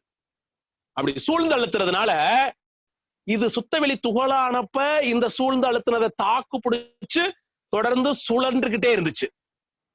இது சுழன்றதால வெளிப்பட்ட அலை அதை விட கொஞ்சம் பருப்பொருள் நிலை, அதாவது பருப்பொருளே இல்ல, அது அதோட டென்ஸை கொஞ்சம் பாவனை பண்ணி பாக்குறதுக்காக சொல்றேன். அதனுடைய அந்த குவான்டிபிகேஷன் வந்து இன்னும் குறைவா இருக்கும். ஏன்னா அதோட துகள் தானே இது, அதோட துகள் அலை. இதுவே சுத்தவெளியோட துகள். இது அந்த சூழ்ந்தழுத்து மாற்றலை தாக்கு பிடிச்சிச்சு சுழன்றுச்சு. அப்ப அதுல இருந்து வந்த இன்னொரு அலை அதை விட நுண்ணிய நிலையில இருக்கிற ஒண்ணு வெளியில வந்து அந்த நிலையோடையே மோதுறப்ப, அந்த சுத்தவெளியோடையே அது மோதுறப்ப, அந்த மோதுறப்ப அதை சுத்தி சுத்தவெளியில இருக்கக்கூடிய சூழ்ந்தழுத்து மாற்றல் தொடர்ந்து சூழ்ந்தழுத்தும் பொழுது இதனால தொடர்ந்து சுழல முடியல. சும்மா 2 சுத்து சுத்திட்டு அப்படியே மடிஞ்சு போயிடுச்சு. இதுதான் சுவாமிஜி சொல்றாரு, இறைவெளியே தன்னிருக்க சூழ்ந்தழுத்து மாற்றல் இதன் திணிவு மடிப்பு விழ சுழலும் நாம் நிறைவெளியில் விண் சுழல நெருக்குகின்ற உரசல் நிலைவெளியில் எழுப்புகின்ற நேரலைகள் காந்தமாம். அப்ப இந்த விரிவு அலை நிலையோட மோதுனப்ப அப்பதான் இன்னொரு தன்மை கிடைச்சது. அது மோதுனதுனால அது எவ்வளவு தூரத்துக்கு அது மோதுனுச்சோ அவ்வளவு தூரத்துக்கு ஒரு 2 மடிப்பு மடிஞ்சு அப்படியே நேரா கரைஞ்சிருச்சு. அப்போ ஒரு துகள் இருக்கிறது என்றால் அந்த துகள்ல இருந்து அந்த துகளை சுற்றிலும் ஒரு குறிப்பிட்ட தூரத்திற்கு அந்த துகள்ல இருந்து வெளிப்பட்ட விரிவுகளை அங்க இருக்கக்கூடிய நிலையா இருக்கக்கூடிய வெளியோட மோதி அங்க ஒரு தன்மை மாற்றம் ஏற்பட்டிருக்கும். எப்படி இந்த ஃபேன்ல இருந்து வெளிப்பட்ட விரிவுகளை ஒரு குறிப்பிட்ட தூரத்துல இருக்கக்கூடிய காற்றோட மோதி அந்த காற்றினுடைய அழுத்தத்துல ஒரு தன்மை மாற்றம் திணிவு மாற்றம் ஏற்பட்டதோ அதுபோல அங்கே சுத்த வெளியில என தெரிந்த ஒன்றை கொண்டு தெரியாத ஒன்றை விளங்கிக் கொள்ள முயற்சி பண்றோம். அங்க ஒண்ணுமே இல்ல, சுத்த வெளியே இருக்கிறது. அந்த சுத்த வெளியோட மோதும் பொழுது அதுல இருக்கக்கூடிய சூழ்ந்தழுத்து மாற்றல் இதை சுழற்சி பண்ணி மடிப்பு விழ செஞ்சு இந்த துகள்ல இருந்து ஒரு குறிப்பிட்ட தூரத்திற்கு வந்துச்சு. ஆக இங்கே துகள் என்ற ஒரு இயக்கம் வந்து விட்டது. அந்த இயக்கத்துக்கு மத்தியிலையும் சுத்த வெளிங்கிற இயங்கா நிலை இருக்கிறது, அதை சுத்திலும் சுத்த வெளிங்கிற இயங்கா நிலை இருக்கிறது. அந்த துகள்ல இருந்து வெளிவந்த அலை இங்க காந்தம் என்ற ஒரு நிலையை பெற்றது. அப்படியே இருக்கு. இப்ப இங்க என்ன இல்ல, இதுவரைக்கும் பார்த்தோம் இல்லையா? முதல்ல நம்ம பார்த்த 3 தன்மைகள்ல இதுல ஒண்ணு இல்ல. இப்ப ஒரு இயக்கம் இருக்கு, அதுல இருந்து விரிவலை சுழலையும் விரிவலை மட்டும் இருக்கு. அதனால இது இந்த நிலையில இருந்தது. இப்ப ஒட்டுமொத்தமா ஆங்காங்கு இருக்கக்கூடிய இந்த துகள்கள்லாம் சுத்தவெளியால சூழ்ந்தழுத்தப்படுவதனால எதெல்லாம் வாய்ப்பு இருக்கோ அதெல்லாம் கூடி நெருங்கி இயங்குனுச்சு. எதெல்லாம் வாய்ப்பு இல்லையோ அதெல்லாம் விலகி போனுச்சு. வாய்ப்பு இருக்கிறதெல்லாம் சேர்ந்து கூடி இயங்க தொடங்கும் பொழுதுதான் அணு என்ற விண் நிலைக்கு வருகிறது. அப்ப இந்த விண் என்ற நிலைக்கு வரும் பொழுது இந்த மாதிரி துகள்கள் கோடிக்கணக்கா இருக்குது. கோடான கோடி இந்த துகள்கள் கூடிதான் அது இயங்கும் போது விண் என்ற நிலைக்கு வருது. கொஞ்சம் பாவனை பண்ணுங்க. அப்ப விண் என்பது கோடான கோடி இந்த விண் துகள் இறை துகள்ங்கிற இந்த சுத்தவெளியிலிருந்து எழுந்த துகள்களோட ஒரு தொகுப்பு இயக்கம். அப்ப விண் என்பது இப்ப இந்த இறை துகள்களுடைய தனித்த இயக்கம் உள்ள இருக்கு. இந்த தனித்த விண்கள் கூடிய கோடிக்கணக்கான விண்களின் கூட்டு இயக்கமா இருக்கக்கூடிய இந்த விண்ணோட இயக்கமும் இருக்குது. இப்ப இந்த விண்ணிலிருந்து வெளிப்பட விரிவலை, இந்த துகள்ல இருந்து வெளிப்படுற விரிவலை அதுக்குள்ளேயே மோதி அதுக்குள்ளேயே கிடக்கும். இப்ப இந்த துகள்கள் எல்லாம் கூடி இயங்குறதுனால வந்த இந்த விண்ணிலிருந்து வெளிப்பட்ட விரிவலை எல்லாம் இதான். இதுக்கு மேல இதுல புதுசா புரிஞ்சுக்கிறதுக்கு ஒண்ணும் கிடையாது. அப்ப இந்த விண் சுழன்று இயங்குறது சுழல் இயக்கம். இந்த விண்ணிலிருந்து ஒரு விரிவு அலை வருகிறது. ஏன் எந்த ஒரு பொருள் சுழன்றாலும் அதுல இருந்து விரிவலை வெளிப்படும். ஒரு குளத்துல ஒரு கல்லை தூக்கி போட்டீங்கன்னா எப்படி அதை சுத்தி ஸ்பைரலிங் வேவ் இங்க எப்படி வெளியில வருதோ அந்த அலையை நம்ம எப்படி பார்க்கிறோமோ பார்த்து வெளியில போய் மடிஞ்சு போற மாதிரி இதுல இருந்து வெளியில வரும். வெளியில யார் தடுக்கிறான்னு கேட்டா நிலைதான் தடுக்குது. வெளியில வரும்போது நிலை இருக்கிறது தடுக்கும். ஏன் நிலை தடுக்குதுன்னா நிலையில என்ன இருக்கு, அந்த வெளியில என்ன இருக்குன்னு கேட்டா அங்க சூழ்ந்தழுத்து மாற்றல் இருக்கிறதுனால அது தடுக்குது. தடுத்ததுனால மடிப்பு விழுது. மடிப்பு விழுந்து கிடைத்தா நேரலையாக ஸ்ட்ரைட் லைனா அது ஒரு குறிப்பிட்ட தூரத்துல அது கரைந்து காந்தம் ஆயிடுது. இங்க ஒரு மாற்றம் ஏற்படுது. இந்த காந்தம் மீண்டும் இந்த சூழ்ந்தழுத்து மாற்றலால அப்படி சூழ்ந்து அழுத்துறதுனால இந்த விண் என்ற இந்த கூட்டு பொருளுக்குள்ளார விண் என்ற துகள் இருக்கு இல்லையா அதுக்குள்ளார உள்ள போனுச்சு. உள்ள போனோடனே அது என்ன பண்ணுச்சு, நாலா பக்கம் சூழ்ந்தழுத்தி இந்த ஆற்றல் உள்ள போனது இல்லையா, உள்ள போனோடனே அது மையம் இருக்குல்ல. இங்க எந்த ஒரு பொருளுக்கும் எந்த ஒரு சுழற்சிக்கும் மையம் இருக்கு. அங்க மையத்துல வெளி இருக்கு. அந்த வெளிக்குள்ளார போய் இது அங்க போய் நின்றுச்சு. ஆனால் ஒரு குறிப்பிட்ட அளவுக்கு மேல அந்த வெளிக்குள்ளார அது இருக்க முடியாததுனால அந்த வெளியே என்ன பண்ணுதுன்னா மீண்டும் இந்த சுழல் இயக்கத்தின் காரணமாக விரிவலை வந்துகிட்டு இருக்கிறதுனால இந்த காந்தத்தை திரும்ப வெளியில தள்ளுது. இப்ப இன்னும் கொஞ்சம் புரிஞ்சுக்கணும். இந்த கோடிக்கணக்கான இறைத்துகள்கள் கூடி விண்ணாகியது. விண் சுழன்றதால் விரிவு அலை வெளிப்பட்டது. விரிவு அலை வெளியில இருந்த சுத்த வெளியில சூழ்ந்தழுத்தினதுனால அது காந்தமாகியது. அந்த காந்தம் இந்த விண்ணுக்குள்ளார திரும்ப சூழ்ந்தழுத்தத்தினால உள்ள போனுச்சு. உள்ள போனது திரும்ப இது விரிவலையினால திரும்ப வெளியேற்றப்படுகிறது. அப்ப உள்ள போறதும் வெளியில வர்றதும் எப்போதும் நடந்து கொண்டே இருக்கிறது. இப்ப சுத்த வெளியில சூழ்ந்தழுத்தும் ஆற்றலா ஒற்றை ஆற்றலா இருந்தது. இங்க உள்ள போய் மையத்துக்குள்ளார ஈர்ப்பு ஆற்றலாகவும் வெளியில வரும் பொழுது அது தள்ளும் ஆற்றலாகவும் ரெண்டா மாறுது. ஒற்றை ஆற்றல் தான் இரட்டை ஆற்றலாக இங்க மாறுகிறது. அப்ப சூழ்ந்தழுத்தும் ஆற்றல்ல சுத்த வெளியா மட்டும் இருக்கிறப்ப அது என்ன பண்ணுது, சூழ்ந்து அழுத்தி கொண்டே இருக்கிறது. அழுத்தம் என்பது இறைநிலையினுடைய தன்மை. அதனாலதான் அழுத்தம் எனும் உந்து ஆற்றல் ஒன்றை கொண்டே அணுமுதலாய் அண்ட கோடி அனைத்துமாக்கின்னு சொன்னார். அழுத்தம் எனும் உந்து ஆற்றல் ஒன்றை கொண்டே. ஏன்னா அதுகிட்ட அழுத்தம் என்ற ஒன்று மட்டும்தான் இருக்கு. அது இயக்கத்துக்கு வந்த பிறகுதான் அது சுத்தவெளி மையத்தில் இருக்கிறதுனால அது ஈர்ப்பாக இருக்கு. அது ஈர்ப்புங்கிற நிலைக்கு அது மாறுகிறது.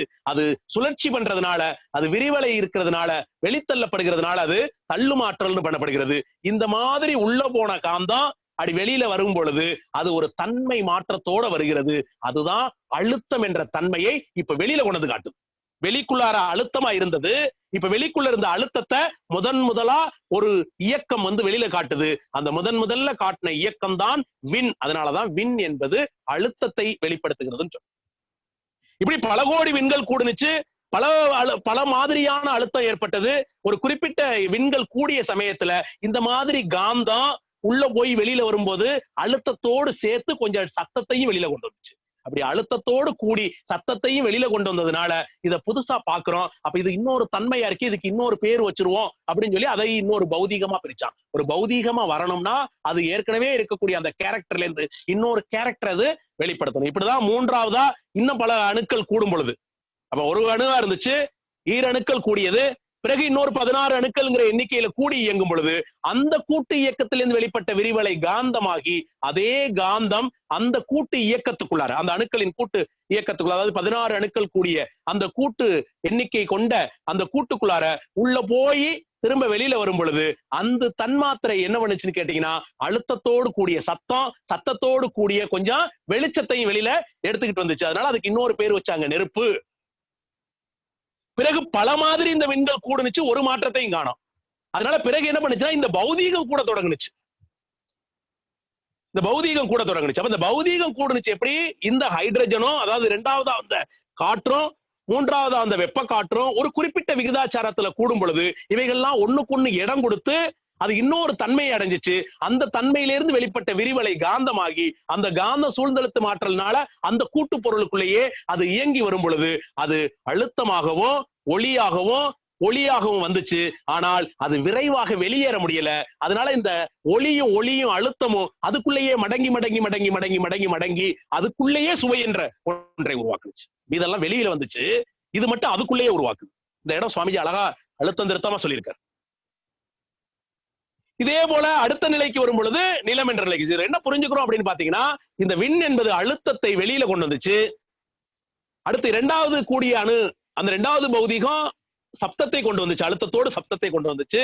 மூன்றாவது கூடியது அது அழுத்தம், ஒளிங்கிற சப்தத்தை அதையும் கொண்டு வந்துச்சு. ஆனா நான்காவதாக வரும் பொழுது இதே காந்தம் அந்த பொருளுக்குள்ளேயே மடங்கி அழுத்தி அதுல இருக்கக்கூடிய கவர்ச்சியில வேகமா வெளியேற முடியாம அதுக்குள்ளேயே அது சுவை என்ற நிலையையும், அடுத்த ஐந்தாவது பௌதீகத்துல மனம் என்ற நிலையை வந்துச்சு. இததான் என்ன சொன்னோம்னா விண், நெருப்பு, நீர், நிலம் என்ற 5 பெரும் பௌதீக பிரிவுகளாக பிரிச்சோம். இந்த 5 பௌதீக பிரிவுகள்லையும் இதே காந்தம் தான் அழுத்தம், ஒளி, சுவை, மனங்கிற 5 தன்மைகளாகவும் இருந்துச்சு.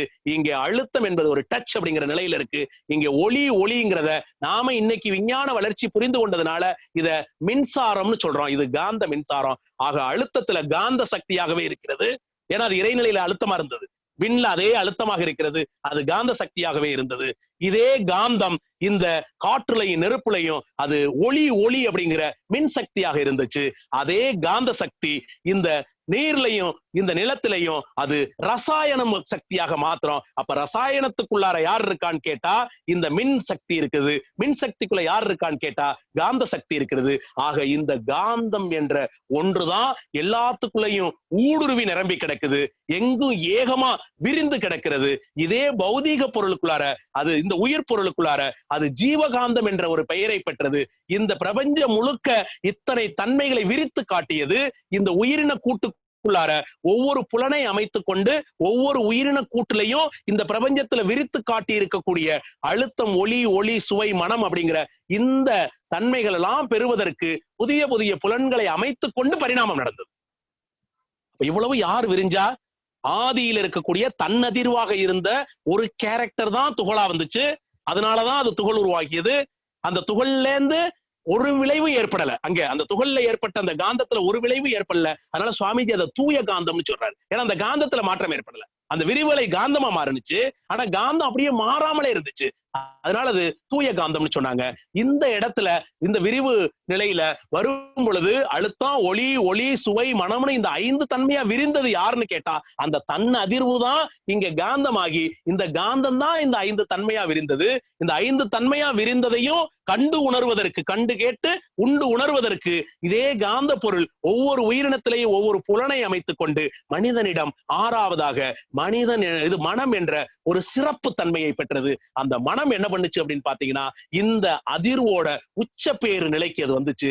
அதுக்கு அந்த மனம் என்ற நிலையில இந்த ஐந்தையும் உணர்ந்து, இந்த ஐந்துக்கும் மூலமா இருந்த இந்த காந்தம் தான் அப்படிங்கிறதை உணர்ந்து, இந்த காந்தத்துக்கு ஆதாரமாக இருக்கிற அதிர்வை உணர்ந்து, இந்த அதிர்வுக்கு காரணமா இருக்கக்கூடிய சூழ்ந்தெழுத்து ஆற்றலையும் புரிந்து கொண்டு, இவை பேரறிவில் அடக்கம், இது சுத்த வெளியில் அடக்கம், இதுதான் நான், இதுதான் இறை, இதுதான் இயற்கை என்று தன்னை அறிந்து கொண்டது, இயற்கையை அறிந்து கொண்டது, தெய்வத்தை அறிந்து கொண்டது, தன் மூலத்தை அறிந்து கொண்டது.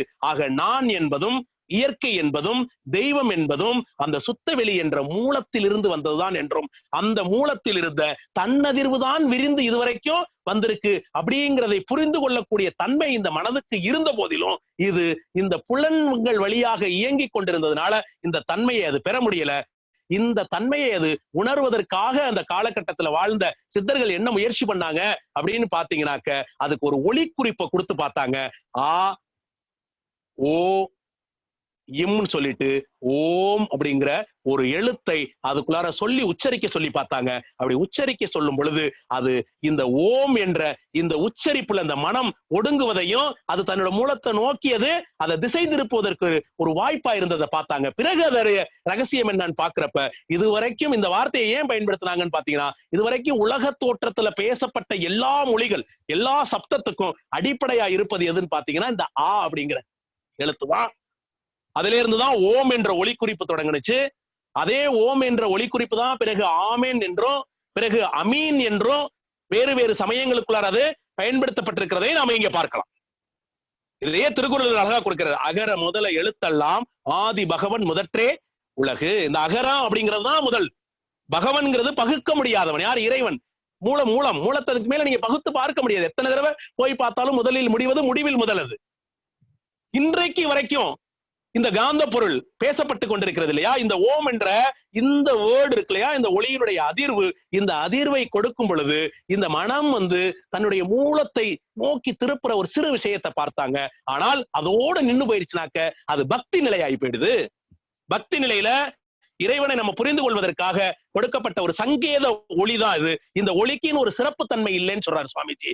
இந்த ஒளி அப்படிங்கிறது அர்த்தம்லாம் எதுவும் கிடையாது. இது ஆங்காரம், அகரம், உகரம் மற்றும் அகரம்ங்கிற மூன்றை குறித்தது. ஏன் அப்படின்னு பார்த்தோம்னா, இத ஓன்னு சொல்லி இந்த விரிவை உயர்த்தி காட்டுவதற்காக, அது மொழிக்கு ஒளியா இருக்கிறவங்களுக்கு, இந்த அறிவை இந்த இவ்வளவு நேரம் பேசிய இந்த காந்த தத்துவத்தை புரிந்து கொள்ளாம இருக்கிறவங்களுக்கு, அதை மனதை ஒடுக்கி உயிரில ஒடுக்கி உயிரின் மூலத்தை அறியக்கூடிய தத்துவம் புரியாத நிலையில இருக்கிறவர்களுக்கு சொல்லிக் கொடுப்பதற்காக இந்த அகரத்தை உகரத்தையும் ஓங்கி ஒழிப்பதற்காக ஓ என்ற ஒரு வார்த்தையும் அதனோட முடிவுல ஓங்கி உயர்ந்து அதை அமைதிப்படுத்தி அதுக்குள்ளேயே அடக்கமாக்குவதற்காக இம் என்ற மகரத்தையும் கொடுத்தாங்க. நீங்க சொல்லி பாத்தீங்கன்னா தெரியும். ஓன்னு சொல்லி இழுத்து இம்னு சொல்லும் பொழுது இந்த உயிரின கூட்டுக்குள்ளார அந்த அதிர்வு ஒடுங்கிறத பார்த்தோம். இது ஒரு பக்தி நிலையில சொல்லப்பட்ட ஒரு ஒளி குறிப்பு. ஆனால் இதுக்கு ஒரு மிகப்பெரிய அர்த்தம் இருக்கு. என்ன அப்படின்னு பார்த்தோம்னா, இந்த ஓ அப்படிங்கிற அந்த எழுத்தை கழிக்கணும். இந்த எழுத்தை கழிச்சுட்டா இம் மட்டும் இருக்கும். இந்த இம்மையும் உள்ள சொல்லி பார்த்தோம்னாக்க இம்மும் கழிந்து போய் மௌன நிலையில இருக்கும். அப்படி இருக்கும் பொழுது உள்ள ஒரு அதிர்வு இருக்கும். அந்த அதிர்வை இந்த உடல்ல இருக்கக்கூடிய அழுத்தமா நீங்க பார்க்க முடியாது, சப்தமாக பார்க்க முடியாது. ஆனால் அது ஒரு உணர்வாக பார்க்க முடியும். அந்த உணர்வு தான் தன் உணர்வு, அதுதான் இறை உணர்வு, அதுதான் ஆதியில நான் சொன்ன அந்த தன் அதிர்வு. ஆக அந்த தன் அதிர்வை நாம இங்க பார்க்கணும் அப்படின்னா, ஓம் என்ற வார்த்தையில் இருக்கக்கூடிய ஓவை கழிச்சிடணும். இம் என்ற மகரத்தையும் சொல்லி பார்த்து அதையும் கழிச்சிட்டு, வாய் அசையாமல் காதுகள்ல கேட்காம வெறுமனே மனதால் மட்டும் ஓம் என்ற உச்சரிப்பை சொல்லி பார்த்து, பிறகு அந்த மனமும் கழிந்து நிற்கிறப்ப மோன நிலையை உணர்ந்து நிற்கும். அந்த மோன நிலையை உணர்ந்து நிற்கக்கூடிய நிலைதான் ஓங்கார நிலை. இந்த ஓங்காரம் என்பது ஆதியில் சுத்த வெளியாக இருந்தது. ஆதி நிலையில இருப்பாக இருந்த ஒன்றுதான் அதுக்குள்ளார ஓங்காரமாக தன்னதிர்வாக இருந்து கொண்டிருக்கிறது.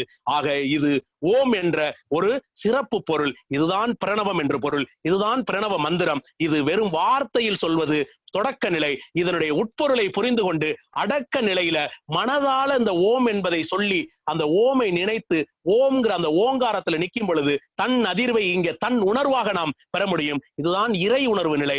இதுதான் இங்க பிரணவ மந்திரம் என்று சொல்லப்படக்கூடிய நிலை. இந்த பிரணவ மந்திரம் அப்படிங்கிறது தான் இந்த பிரபஞ்ச விரிவு அத்தனைக்கும் காரணம். ஆக ஆதியில் ஓம் என்ற மௌன நிலையில் இயங்கிக் கொண்டிருந்ததுதான் இந்த பிரபஞ்சமாக விரிந்து உயிராக இருந்து மனதாகவும் இங்கே இயங்கிக் கொண்டிருக்கிறது. ஆக இந்த விரிந்த நிலையில் இருக்கக்கூடிய இந்த மனதுக்கு இந்த பிரணவத்தை சொல்லிக் கொடுக்கும் பொழுது மனம் உயிரோடு ஒடுங்கி உயிரோடு உட்பொருளாக இருக்கக்கூடிய அந்த மூல நிலையில் இருக்கக்கூடியதையும் அது உணரக்கூடிய தன்மையை பெறுவதை பார்க்கிறோம். ஓங்கார நிலையினிலே மௌனம் என்போம், உச்சரிப்பில் அதனையே சப்தம் என்போம். ஆங்காரமாய் விரிந்த அணுக்கள் கூடி அடையும் பக்குவ இயக்கங்கள் ஒக்க ரீங்காரம் பலவிதமாய் விரிய கண்டோம். ரகசியமாய் புல் பூண்டு மரம் மண் கல்லும் ஊங்கார ஜமம் அள்ளும் பகலும் செய்வது உணர்ந்திட்டோம். ஓம் என்னும் பழக்கம் விட்டோம். ஓம் என்று சப்தமாக சொல்லக்கூடிய பழக்கமிட்டு இந்த மனதை அமைதிப்படுத்தி உயிரோடு ஒடுக்கி, இந்த உயிர் என்பது விண்துகள், இந்த உயிருக்கு உயிர் துகள் என்பது நேரடியாக இறைவெளியிலிருந்து வெளிப்பட்ட இறை துகள். அது மனிதனுக்குள்ளார நம்மளுடைய உயிர் பொருளுக்குள் இருக்கக்கூடிய சுத்த வெளியிலிருந்து வெளிப்பட்ட உயிர் துகள், அது வித்து என்ற துகளிலிருந்து வெளிப்படுகிறது. ஆக இருப்பு நிலைவெளியாய் இயக்க அலை விண்ணாகி உருப்பொருள் அத்தனையும் உருவானது அறிந்திட்டேன். கருப்பொருள் காந்தமாகி கண்டு கேட்டு உண்டுணரும் திருப்பொருள் மனமாக திகழ்வதை உணர்ந்தபின் இன்று நான் நிறைவு பெற்றேன் என்று கூறி ஓம் என்ற பிரணவம்தான் முழுமை. அதுதான் ஆதியில் தன்னதிர்வாக இருந்து கொண்டிருக்கிறது. அதுதான் இந்த பிரபஞ்சம் முழுவதும் இயங்கிக் கொண்டிருக்கிறது.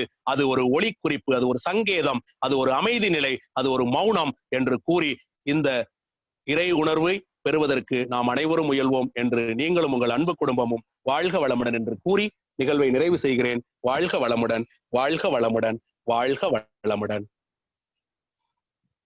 ஐயா வாழ்க வளமுடன் ஐயா.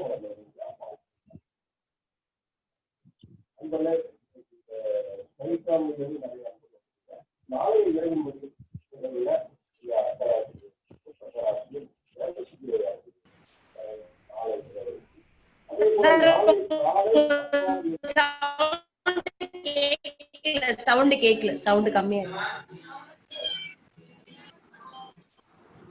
சார். உங்க சவுண்ட் கம்மியா இருக்குது. கேக்குதா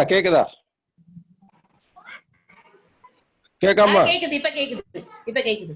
நாளைய இரவு இதே நேரத்துல இரவின் மடியில் நிகழ்ச்சியில முதுநிலை பேராசிரியர் வேதசுப்பையா அவர்கள் சிந்தனை ஆற்றுகிறார்கள். நாளை காலை குடும்ப அமைதி என்ற அனைவருக்கும் தேவைப்பட்ட ஒரு தலைப்பு இன்று கொஞ்சம் பேசியிருக்கிறாங்க கத்தார் சுடலை முத்து ஐயா அவர்கள், கத்தார் முத்து. நாளைய தினமும் அது தொடர்கிறது. எனவே இன்று இணைந்திருக்கக்கூடிய அந்த ஸ்கை ஃபேமிலி அன்பர்கள் அனைவரும், மற்ற அனைத்து அன்பர்களும் நாளைய தினமும் காலை 10 மணி அந்த கத்தார் முத்துடைய நிகழ்வுகளும், நாளை இரவின் மடியில் 8 மணி வேதசுப்பையா நிகழ்வுகளும் கலந்து கொள்ளும்படி உங்களை விருதுநகர் மண்டலத்தின் சார்பாக அனைவரையும் அன்போடு கேட்டுக்கொள்கிறோம். வாய்ப்புகள் ஒரு வரம், வாய்ப்புகளை முழுமையாக பயன்படுத்துங்கள்.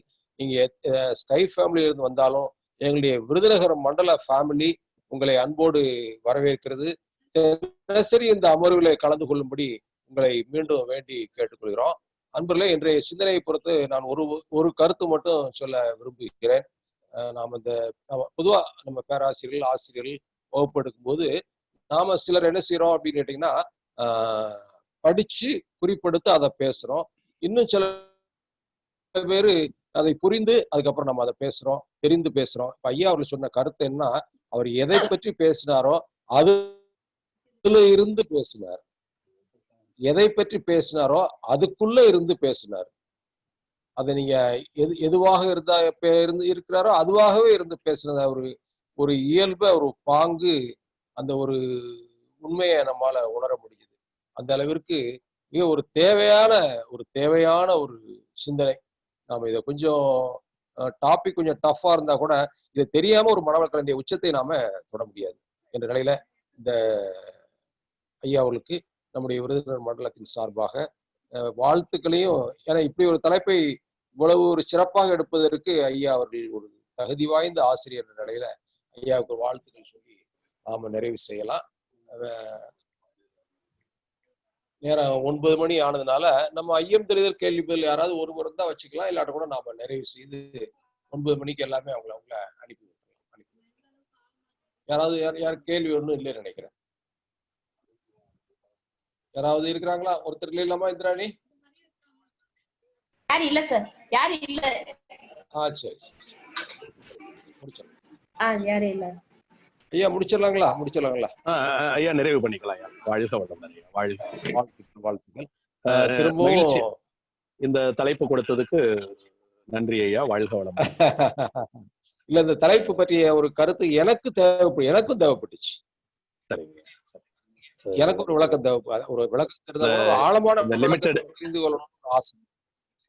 லிமிட்டட் டைம்ல எவ்வளவு முடியுமோ அவ்வளவு இறையாற்றல் கொடுத்ததை அப்படியே சமர்ப்பிச்சுட்டேன். ஆமா ஆமா ஆமா. இல்ல அதான் அதை சரியா சொல்லணும். நீங்க அதுக்குள்ளேயே இருந்து அதை விட்டு வெளியே வராம அதுக்குள்ள இருந்து சொல்லியிருக்கிறீங்க. அது ரொம்ப சிறப்பு. அப்படி சொன்னாதான் இந்த அளவுக்கு நம்ம சொல்ல முடியும். வாழ்த்துக்கள். ரொம்ப ரொம்ப ரொம்ப நிறைவா இருக்கு. ஒரு ஞானாசிரியரா இருக்கிறவங்க இதை நம்ம தெரியாம எல்லாம் நம்ம இருந்துடக்கூடாது. இருக்க முடியாதவங்களும் இருக்கக்கூடாது. வாழ்த்துக்கள். வாழ்க வளமுடன். அதே போல இன்றைய அமர்வுல கலந்து கொண்ட அத்தனை ஸ்கை ஃபேமிலி மற்றும் அத்தனை பகுதியிலிருந்து கூடலூர், புதுக்கோட்டை, நிறைய ஊர்ல இருந்து வந்திருக்கிறீங்க. அனைவருக்கும் விருதுநகர் மண்டலத்தின் சார்பாக வாழ்த்துக்களும் நன்றிகளும். அதே போல ஐயா அவர்களுக்கும் வாழ்த்துக்களும் நன்றிகளையும் தெரிவித்து ஐயாவுக்கு நன்றி சொல்லி வாழ்த்து சொல்லி நிறைவு செய்யலாம். பாலசுப்ரமணியம் ஐயா வாழ்க வளமுடன் ஐயா. பாலசுப்ரமணியம் ஐயா வாழ்க வளமுடன் ஐயா. இருக்குங்க ஐயா. வாழ்க வளமுடன். வாழ்த்து நன்றி. சரி, வாழ்த்து நன்றி சொல்லி முடிச்சு. சரி. வாழ்க வையகம், வாழ்க வையகம், வாழ்க வளமுடன். அன்பிலே நமக்கு கடந்த 1 மணி நேரமாக பிரணவ மந்திரம் என்ற தலைப்பிலே ஐயா அவர்கள் சிறப்பாக ஆழ்ந்த நிலையில் நமக்கு சிந்தனை வழங்கினார்கள். ஐயா அவர்களை வாழ்த்தி மகிழ்வோம். அனைவரும் துரிய நிலையிலிருந்து வாழ்த்திடுவோம். பேராசிரியர் அருள்நிதி முத்துக்குமரேசன் ஐயா அவர்கள் வாழ்க வளமுடன். பேராசிரியர் அருள்நிதி முத்துக்குமரேசன் ஐயா அவர்கள் வாழ்க வளமுடன். வாழ்க வளமுடன். பேராசிரியர் அருள்நிதி முத்துக்குமரேசன் ஐயா அவர்கள் வாழ்க வளமுடன். அவருடைய உடல் நலம், அவருடைய உடல் நலம் வளமுடன். ஒரு குடும்ப வளம் வாழ்க வளமுடன். அவருடைய ஆன்மீக தொண்டு வாழ்க வளமுடன். அவருடைய தொண்டு சிறக்க வாழ்க வளமுடன். விருதுநகர் மண்டலம் சார்பாகவும் விருதுநகர் மண்டல தலைவர் ஐயா ராஜா சுலமுத்து ஐயா அவர்கள் சார்பாகவும் அன்பர்கள் சார்பாகவும் ஐயா அவர்களை நன்றிகளையும் வாழ்த்துக்களையும் தெரிவித்துக் கொள்கிறோம். வாழ்க வளமுடன் ஐயா. வாழ்க வளமுடன் ஐயா. ஒரு அன்பர்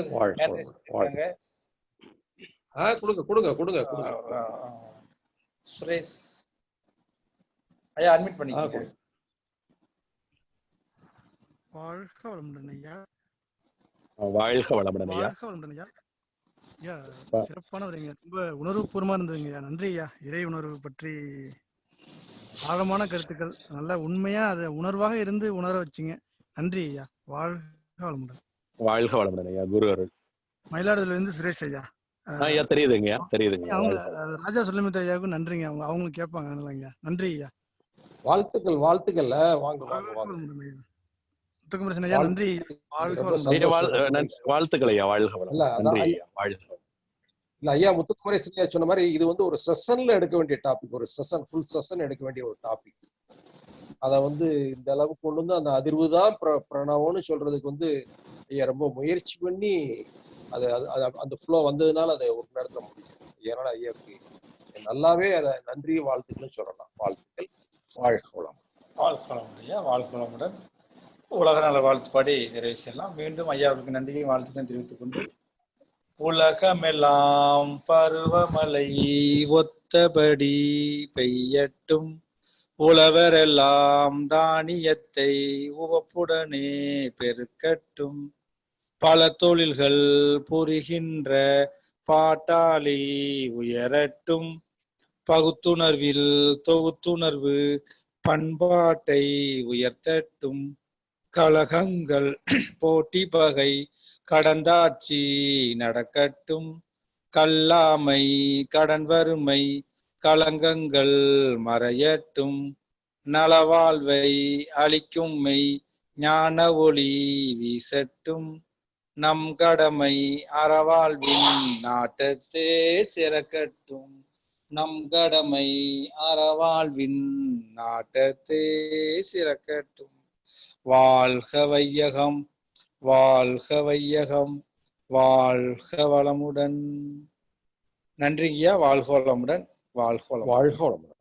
வாழ்க வளமுடன். அனைவருக்கும் வாழ்க வளமுடன். வாழ்க வளமுடன்.